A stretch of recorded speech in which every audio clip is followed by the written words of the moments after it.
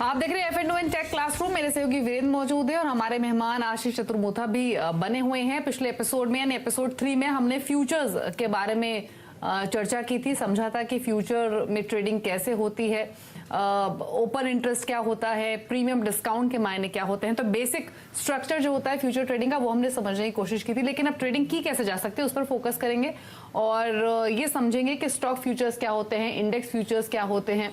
आशीष जी समझाइए। सबसे पहले इंडेक्स फ्यूचर्स की बात करते हैं कि आमतौर पे जब हम कैश में या फिर ये कहें कि यूजुअल ट्रेड जो लेते हैं तो किसी भी स्टॉक में खरीदारी कर लेते हैं, लेकिन हम इंडेक्स में तब बाइंग नहीं कर पाते। अगर हमें इंडेक्स में बाइंग सेलिंग कोई भी पोजीशन बनानी है तो हमें फ्यूचर्स में ही जाना पड़ता है। तो इंडेक्स फ्यूचर्स क्या होते हैं, कैसे ट्रेड होता है, क्यों इनमें इंटरेस्ट है, बताइए। देखिए, तो आप जो सामान्यतः बात सुनेंगे या किसी भी ट्रेडर से पूछेंगे तो उनका सबसे पहला क्वेश्चन होता है बाजार क्या लगता है।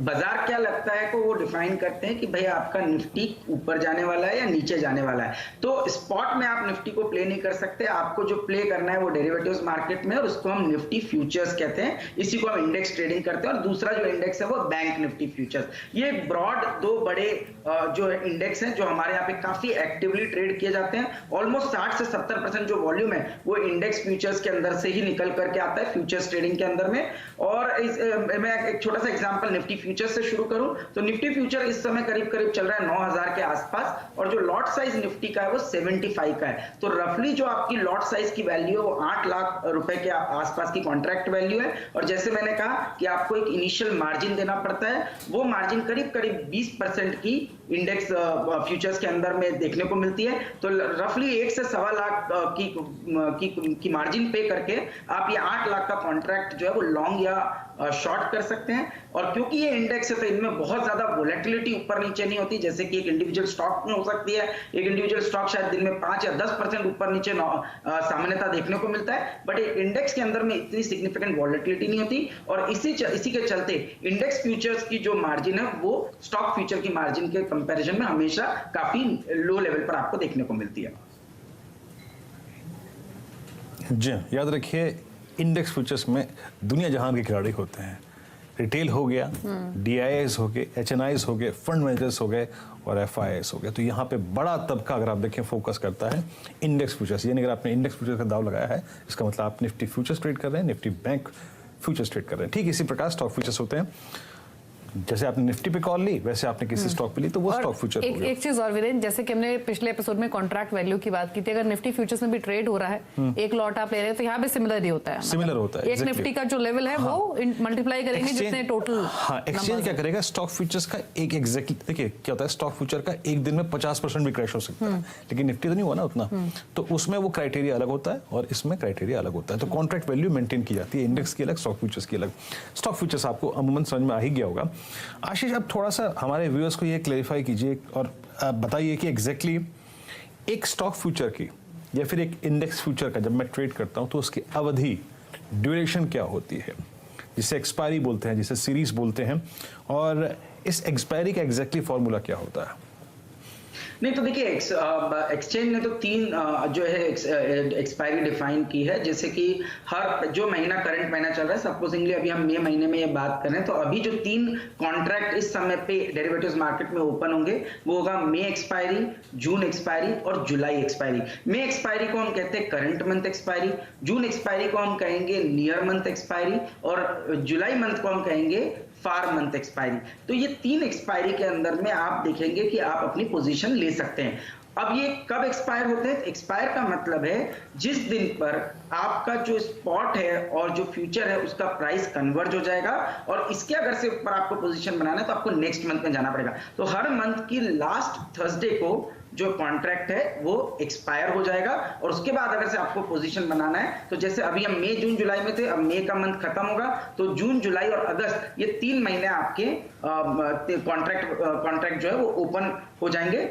हमने जनरली देखा है कि इंडेक्स फ्यूचर्स में तो आपको एक्टिवली ट्रेडिंग मिलेगी करंट, नेक्स्ट और फार मंथ में, पर स्टॉक फ्यूचर्स में जनरली जो वॉल्यूम या वैल्यू आपको देखने को मिलती है वो करंट मंथ में ही देखने को मिलती है, और थोड़ी बहुत एक्टिविटी आपको नेक्स्ट मंथ में दिखेगी, पर फार मंथ अभी भी काफी इललिक्विड हमारे बाजार में देखने को नजर आता है।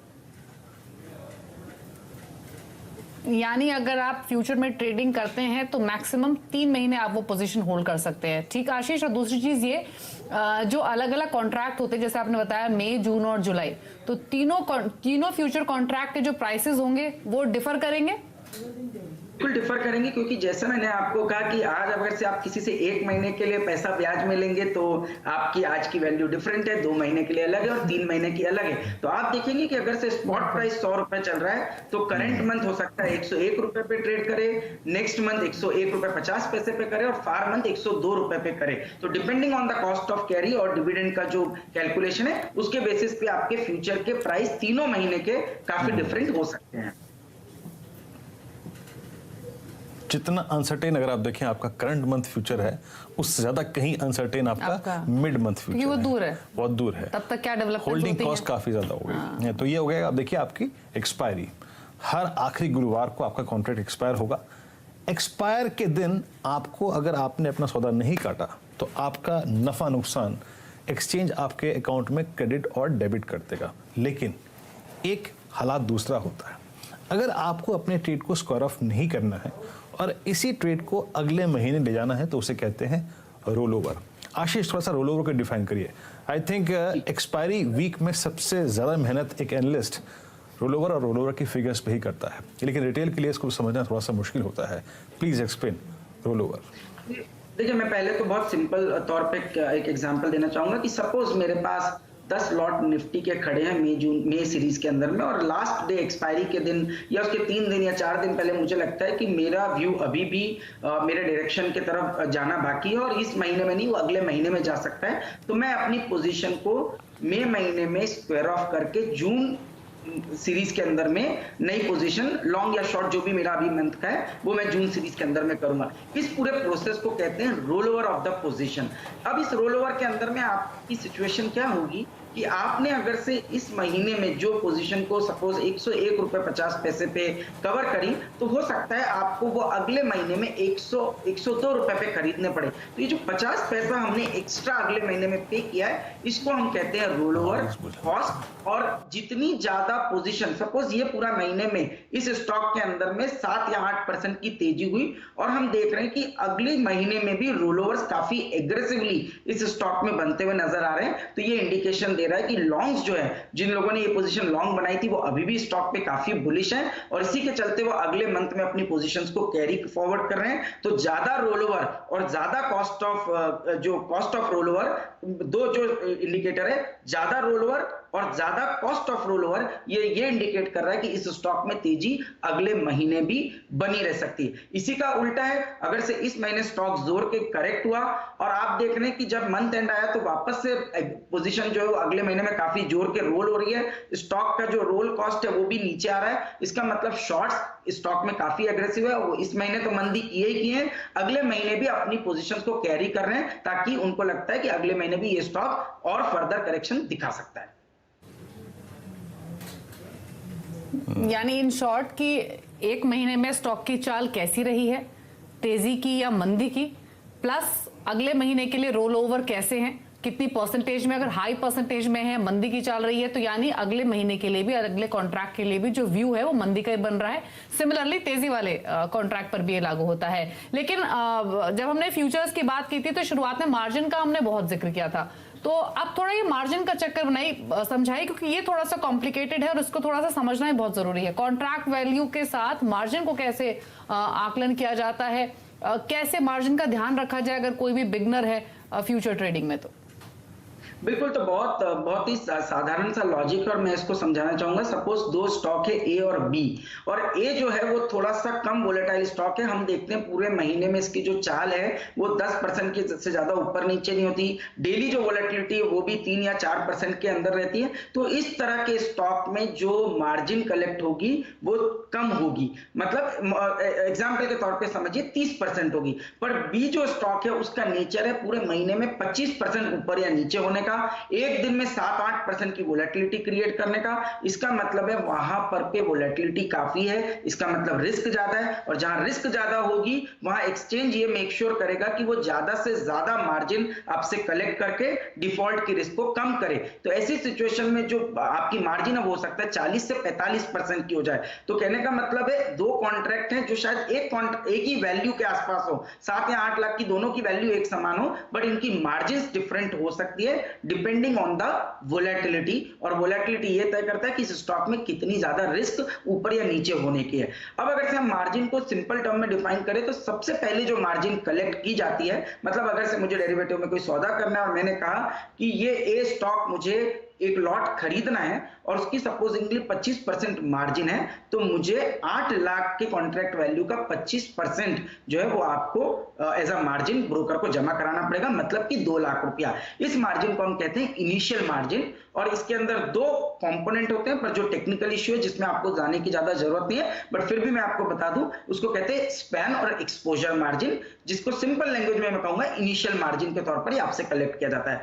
अब सपोजिंगली डे के एंड में आपका स्टॉक आपके भाव से 3% नीचे हो गया और आपने लॉन्ग पोजीशन बनाई, तो जितना आपका प्राइस नीचे गया उतना multiply by the lot size, इस लॉस को ब्रोकर आपसे एडिशनल मार्जिन मंगाएगा अपनी रिस्क को कम करने के लिए, और इस जो एडिशनल मार्जिन जो ब्रोकर आपसे शाम को मंगाएगा कि आपका स्टॉक आपके भाव के अगेंस्ट चला गया, उसको कहते हैं M2M यानी मार्क टू मार्केट मार्जिन। तो यानी जो मार्जिन आशीष ने बताया उसका जो सीधा सरल अगर एक लाइन में डिफाइन करना तो वो ये कि अगर आपको 10 लाख का माल उठाना है, 10 लाख की पोजीशन उठानी है, तो एटलीस्ट 2.5 लाख रुपए आपके पास होने चाहिए। तो ये 2.5 लाख भी होने चाहिए और जिगर 10 लाख का भी होना चाहिए। 10 लाख का भी होना चाहिए। और एक और चीज, इनफैक्ट ये भी तो हर स्टॉक टू स्टॉक डिफर करता होगा। हाँ, स्टॉक टू स्टॉक, इसीलिए कहते हैं डेरिवेटिव्स में जब आप ट्रेड करें तो क्वालिटी को कॉम्प्रोमाइज कभी ना करें, क्योंकि डेरिवेटिव्स में भी कुछ ऐसे स्टॉक्स होते हैं जिनका स्विंग बहुत वाइल्ड होता है। जैसे कि शाम को आपको ब्रोकर कॉल करेगा, सर आपका M2M बढ़ गया है, आपको अभी 1.5 लाख रुपए और जमा कराने हैं, तो कोशिश कीजिए कि ऐसा स्टॉक ना हो, ठीक है ना, क्योंकि भरना आपको सब कुछ है, छोड़ना आपको कुछ भी नहीं है। तो M2M तभी होता है क्रिएट कि जो आपके पास मार्जिन मनी है उसमें आपका नुकसान बढ़ गया, तो वो आपसे शाम को ब्रोकर ले लेगा। अच्छा, यहाँ पे एक तो उस पोजीशन को कैरी करने के लिए जितना मार्जिन चाहिए उतनी भरपाई आपको करनी है। अगर आपको शाम को ब्रोकर का फोन आया तो समझ लीजिए कि आपके साथ कुछ गलत हुआ है।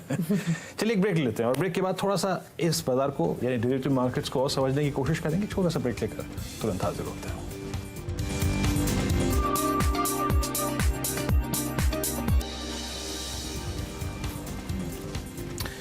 ब्रेक के बाद एफएलओ टेक क्लासरूम में आप सभी का फिर से स्वागत है। आज हम अपने डेरिवेटिव्स की दूसरी क्लास में हैं और इसको समझाने के लिए हमारे साथ है आशीष चतुर्मोता।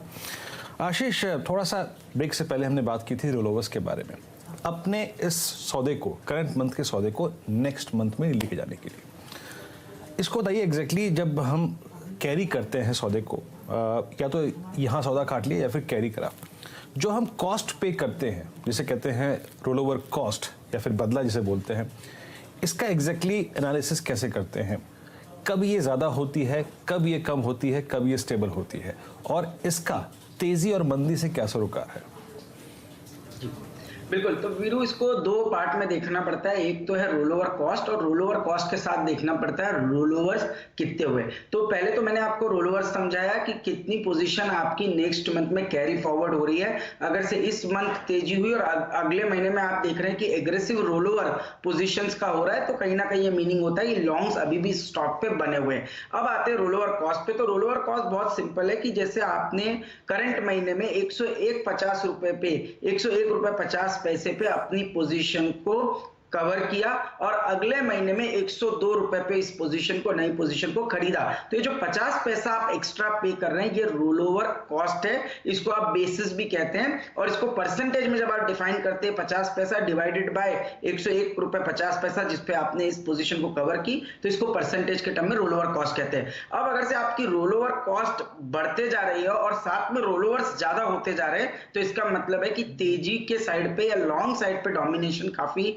स्ट्रॉन्ग स्ट्रांग बना हुआ है, इसीलिए तेजी वाले जो है वो जबरदस्त रोलओवर्स भी कर रहे हैं और इसके चलते पोजीशन के अंदर में रोलओवर कॉस्ट भी बढ़ते हुए जा रही है, यानी कि वो महंगी कॉस्ट पे भी इस स्टॉक के अंदर अपनी पोजीशन को बनाने के लिए अगले महीने अभी भी तैयार है, जो उनके बायस को या उनके कन्विक्शन को लॉन्ग साइड पे इंडिकेट करता है। तो जब भी आप देखें रोलओवर कॉस्ट और रोलओवर एज अ परसेंटेज कितना बढ़ रहा है, अगर से दोनों चीजें बढ़ रही है इसका मतलब तेजी की संभावना ज्यादा है। अगर से आप देखते हैं रोलओवर बहुत स्पीड से बढ़ रहा है और रोलओवर कॉस्ट कम होते जा रही है, इसका मतलब है मंदी के सौदे अगले महीने में रोल ज्यादा हो रहे हैं। इसका मतलब अगले महीने में जो ट्रेडर्स एक्सपेक्ट कर रहे हैं वो इस स्टॉक से या इंडेक्स से गिरावट की उम्मीद ज्यादा कर रहे हैं, ये इंडिकेशन आपको नजर आएगा। ठीक है, तो ये रोल ओवर कॉस्ट क्या होती है ये आशीष ने यहाँ पर समझाया, लेकिन एक और चीज़ है वो है स्टॉक सर्किट। और आशीष अगर स्टॉक सर्किट की बात करते हैं तो एक चीज़ तो समझ में आती है कि एक सर्टेन तेजी या मंदी स्टॉक में बनी और वहां पर आकर ट्रेडिंग हॉल्ट हो जाती है। तो लेकिन आप बताइए फ्यूचर्स में स्टॉक सर्किट का मतलब क्या होता है? क्या ये सिमिलर होती है अक्रॉस ऑल F&O स्टॉक्स या फिर अलग अलग होती है कैश की तरह? नहीं, देखिए पहले तो फ्यूचर्स में कोई भी इस तरह का जो है सर्किट फिल्टर का कोई वो नहीं था, खासतौर पे स्टॉक फ्यूचर्स में, इंडेक्स पे जिसको मैं अलग से समझाऊंगा, बट स्टॉक के अंदर में किसी तरह का सर्किट फिल्टर नहीं था। बट जो ऑफ लेट कुछ वोलेटिलिटी स्टॉक्स में देखने को मिली और हमने देखा कि बाजार के खुलते ही आधा घंटे में या 45 मिनट में किसी किसी स्टॉक ने 25% का डाउन सर्किट मार दिया और जाते जाते एंड ऑफ द डे वो 40% का इंट्राडे में करेक्शन क्रिएट किया। तो इससे कहीं ना कहीं जो पूरा ट्रेडिंग मैकेनिज्म है वो काफी ज्यादा गड़बड़ा जाता है, कन्विक्शन गड़बड़ा जाता है, लोगों को एक सेंस नहीं आता कि किस तरह से इतने कम समय में रिएक्ट करे, तो उसके चलते भी दबाव और ज्यादा स्पीड से बढ़ रहा था। इसको ध्यान में रखते हुए एक्सचेंजेस ने और जो हमने हमारी जो भी रेगुलेटरी उन्होंने एक बहुत ही अच्छा एक मैकेनिज्म लाया कि अगर से एक स्टॉक 10% के लेवल को हिट करता है ऊपर या नीचे, तो थोड़ी देर का कूलिंग पीरियड उसको मिले। उस समय पे शायद आधा घंटा 15 मिनट कोई ट्रेडिंग उस स्टॉक में ना हो और उसके बाद वापस से वो ओपन हो जाता है, ताकि जो भी एक नर्वसनेस है उस समय पे वो थोड़ी कंट्रोल में आ जाए, नर्वस जो एक एंजाइटी उस समय बनी हुई उसको थोड़ा कंट्रोल हो जाए और उसके बाद वापस से वो स्टॉक खुल जाता है। तो स्टॉक फ्यूचर्स में किसी तरह की कोई अपसाइड या डाउनसाइड की लिमिट डेरिवेटिव्स मार्केट के अंदर में नहीं है, बट डेफिनेटली एक नया कॉन्सेप्ट है कूलिंग पीरियड का, जिसको 10% के बाद थोड़ी देर के लिए ट्रेडिंग उस समय उस पर रोक दी जाती है उस पर्टिकुलर स्टॉक्स के अंदर में। पर इंडेक्स फ्यूचर्स में डेफिनेटली सर्किट फिल्टर्स हैं और ये एक अलग अलग रेंज के अंदर में एक्सचेंजेस ने बताया है। तो जैसे कि हमारे निफ्टी के या सेंसेक्स के अंदर में 10% का ट्रिगर लिमिट है, यानी कि अगर से 1 बजे के पहले 10% का सर्किट ऊपर या नीचे का इंडेक्स लगाता है तो 45 मिनट का हॉल्ट बाजार में पूरी तरह से पूरी एक्टिविटी में हॉल्ट लग जाएगा, बाजार बंद हो जाएगा 45 मिनट के लिए और 45 मिनट के बाद वापस से रीओपन होगा। और अगर से यही सर्किट लिमिट आपकी 1 बजे के बाद लगती है, 1 से 2:30 के बीच में 10% तक के बाजार गिरता है तो ये 15 मिनट का हॉल्ट होता है। पर अगर से बाजार 15% 1 बजे के पहले गिर जाता है तो ये जो टाइम लिमिट है वो 45 मिनट से बढ़कर 1 घंटा 45 मिनट तक बाजार बंद होता है और उसके बाद ही बाजार शुरू होता है। 20% अगर से बाजार किसी भी कारण से किसी भी ड्यूरेशन में मार्केट के गिरता है तो उस दिन के लिए बाजार को वहीं होल्ड कर दिया जाता है, बाजार जो है वो नेक्स्ट डे ही ओपन हो सकता है। तो ये 3 सर्किट लिमिट 10%, 15% और 20% की इंडेक्स पर डेफिनेटली आपको देखने को मिल सकती है। हालांकि ये 2-4 साल में एक बार हमें होते हुए देखने को मिलता है, बट डेफिनेटली जब भी होता है बहुत बड़ा कैस्केडिंग इफेक्ट इसका आता है, जिसके चलते ये जो सर्किट लिमिट है 10%, 15% और 20% की इंडेक्स के लिहाज से एक्सचेंजेस ने डिफाइन की। जी, आशीष ने कहा ये बहुत कम होता है लेकिन 2020 में कई बार हो चुका है। लेकिन देखिए ये हम आपको इस तरह समझाने की कोशिश कर रहे हैं कि डेरिवेटिव्स में रिस्क तो होता ही है। अमूमन जैसे कि आशीष ने कहा कि इंडेक्स में सर्किट एक तरीके से लगता है, कैश के स्टॉक्स में सर्किट एक तरीके से लगता है, और जहां तक डेरिवेटिव्स के स्टॉक्स का सवाल है वहां पे कूलिंग ऑफ पीरियड रखने के लिए, ताकि ब्रोकर्स एक्सचेंज जो है उस गिरावट के बाद जो मार्जिन्स हैं नए मार्जिन्स को इकट्ठा कर पाएं, उसके लिए भी कूलिंग ऑफ पीरियड होता है। अच्छा, एक और चीज़ मेरे को आशीष आप समझाइएगा। मान लीजिए मैं एक फ्यूचर लेता हूँ, मैं एक एग्जैक्टली मार्जिन पे भी करता हूँ। मान लीजिए वो थोड़ा सा मिड कैप के लोअर कैटेगरी का स्टॉक है जिसमें स्विंग बड़े वाइल्ड होते हैं। ऐसे में मेरे को अपने इनिशियल मार्जिन के सिवा थोड़ा सा और अमाउंट क्या रखना चाहिए और वो पॉसिबल अमाउंट की जो परसेंटेज होती है वो कॉन्ट्रैक्ट वैल्यू की कितनी रखनी चाहिए, ताकि एटलीस्ट मैं शाम को किसी भी सरप्राइज के लिए तैयार रहूं। देखिए, तो ये पूरा आपके स्टॉक कैटेगराइजेशन पे है। तो समझे, हम अगर से 2 कैटेगरी या 3 कैटेगरी में स्टॉक्स को डिफाइन करें, तो अगर से आप HDFC bank, Reliance, Kotak, ICICI bank या ITC, HUL जैसे स्टॉक की बात करें, तो वहां पे आपकी जो इनिशियल मार्जिन है वो काफी कंपैरेटिवली लो रहेगी। और इसके साथ जो आपको MTM की तैयारी भी रखनी चाहिए, वो ज्यादा से ज्यादा आपके कॉन्ट्रैक्ट की 10 से 15% की एक कॉन्ट्रैक्ट की आपको मार्जिन की तैयारी, M2M की मार्जिन की तैयारी रखनी होगी। बट अब आप अगर से इसको दूसरे तरह के स्टॉक में देखे जाए, जैसे कि इंडियाबुल हाउसिंग फाइनेंस या DLF, या अभी तो हम DHFL नहीं है, पर DHFL, इस तरह के स्टॉक्स जब आप देखते थे तो पहले तो यहाँ पर के जो इनिशियल मार्जिन है वही काफी ज्यादा होती थी। तो जो अगर से आपको इंडिविजुअल, जो हमने पहले कैटेगरी के स्टॉक बोले, हो सकता है उसमें जो इनिशियल मार्जिन हो 25 से 30% की हो, बट जो सेकंड कैटेगरी के स्टॉक की मैं बात कर रहा हूँ, हो सकता है वहां पर जो इनिशियल मार्जिन आपसे एक्सचेंज मांगे वो करीब 40 से 50% की हो सकती है इनिशियल मार्जिन के तौर पर। साथ ही साथ इंट्राडे में जो वोलेटिलिटी इन स्टॉक्स में होती है वो कम से कम 10 से 15% की कभी कभी हमें देखने को मिली है। तो ऐसी सिचुएशन में अगर से 3 दिन तक ये स्टॉक आपके अगेंस्ट डायरेक्शन में गया, तो हो सकता है आपको 25 से 30% का वेरिएशन आपके लेने के बाद इन स्टॉक्स में देखने को मिले। तो ये एडिशनल कुशन 25 से 30% का आपके पास M2M के तौर पे तैयार हो, तभी इसी तरह के स्टॉक्स में आप ट्रेड करिए। अदरवाइज आप ये सोचें कि मैंने क्योंकि इनिशियल मार्जिन पे कर दी और अब मेरा ट्रेड जो है वो कंफर्टेबली मैं कैरी कर सकूं, तो ऐसा नहीं है। इनिशियल मार्जिन भरने के बाद भी इन स्टॉक्स में सिग्निफिकेंट वोलेटिलिटी हो सकती है, जिसके चलते आपको जो मार्जिन का कुशन है वो काफी ज्यादा इस तरह के स्टॉक्स में आपको रखने की तैयारी होनी चाहिए। ओके, अच्छा, स्टॉक फ्यूचर्स जब आप लेते हैं, याद रखिएगा एक चीज अपने जहन में और रखिए, आपके स्टॉक को एक और चीज अगर आप देखिए प्रभावित करती है, और वो है मार्केट वाइड पोजीशन लिमिट। आशीष, अभी हाल में ही हमने इस कोविड-19 के केस में जब फॉल आया था मार्च में, हमने देखा था कि स्टॉक फ्यूचर्स का मार्केट वाइड पोजीशन लिमिट को रिड्यूस करके 50% रख दिया गया था। थोड़ा सा समझाइए, क्योंकि जब भी मैं किसी स्टॉक को लेता हूं, उसमें लेने से पहले अगर वो market wide position limit hit हो जाए तो मेरे को एक तय अमाउंट देनी पड़ती है एज अ कंपनसेशन और एज अ, आई थिंक, जब मैं रूल वॉलिड करता हूं। प्लीज ये मार्केट वाइड पोजीशन लिमिट का कॉन्सेप्ट समझाइए। तो मैं समझ रहा हूँ आप इसको बिल्कुल बैन पीरियड के जो स्टॉक्स हैं उनकी बात करने की कोशिश कर रहे हैं। तो देखिए, सबसे पहले मार्केट वाइड लिमिट पोजीशन क्या होती है? ये बेसिकली नॉन प्रमोटर जो होल्डिंग है, उसमें जो टोटल होल्डिंग किसी स्टॉक की अगर से, उसमें सपोज करिए कि एक स्टॉक है जिसके अंदर में 50% जो है वो प्रमोटर होल्डिंग और 50% नॉन प्रमोटर होल्डिंग है। तो ये जो 50% नॉन प्रमोटर होल्डिंग की जो पोजीशन है, इसको हम बोलते हैं मार्केट वाइड ओपन इंटरेस्ट और मार्केट वाइड लिमिट पोजीशन। अगर से ये एक पर्टिकुलर लेवल के ऊपर क्रॉस होती है तो बाजार जो इंडेक्स, जो एक्सचेंजेस है, वो इसको बैन पीरियड में डाल देते हैं। और बैन पीरियड में आप कोई फ्रेश पोजीशन एक्चुअली बना नहीं सकते, और अगर से आपने फ्रेश पोजीशन बनाई तो आपको एक तरह की पेनाल्टी उस स्टॉक के अंदर में देनी पड़ती है। तो कहने का मतलब है, साधारण तौर पे हम देखते हैं कि बैन पीरियड में जो स्टॉक एंटर हो रहे हैं वो तब होते हैं जब वो मार्केट वाइड की एक पर्टिकुलर परसेंटेज लिमिट को क्रॉस करते हैं, तब हम इनको कहते हैं कि ये बैन पीरियड में आ गए। और जब तक स्टॉक में ओपन इंटरेस्ट कम नहीं होगा और एक पर्टिकुलर लेवल के नीचे नहीं जाएगा, तब तक स्टॉक बैन पीरियड में बना रहेगा। बैन पीरियड में अगर से स्टॉक बना रहा तो आप जो पोजीशन कैरी कर रहे हैं उनमें तो किसी तरह की कोई पेनाल्टी नहीं है, बट अगर से आप फ्रेश कोई पोजीशन बनाते हैं तो उसको कहीं ना कहीं रोकने के लिए या उसमें उस तरह की एक्टिविटी को बढ़ावा ना देने के लिए एक तरह की आपको कॉम्पेंसेशन या एक तरह की पेनाल्टी जो है वो एक्सचेंज को देनी पड़ती है।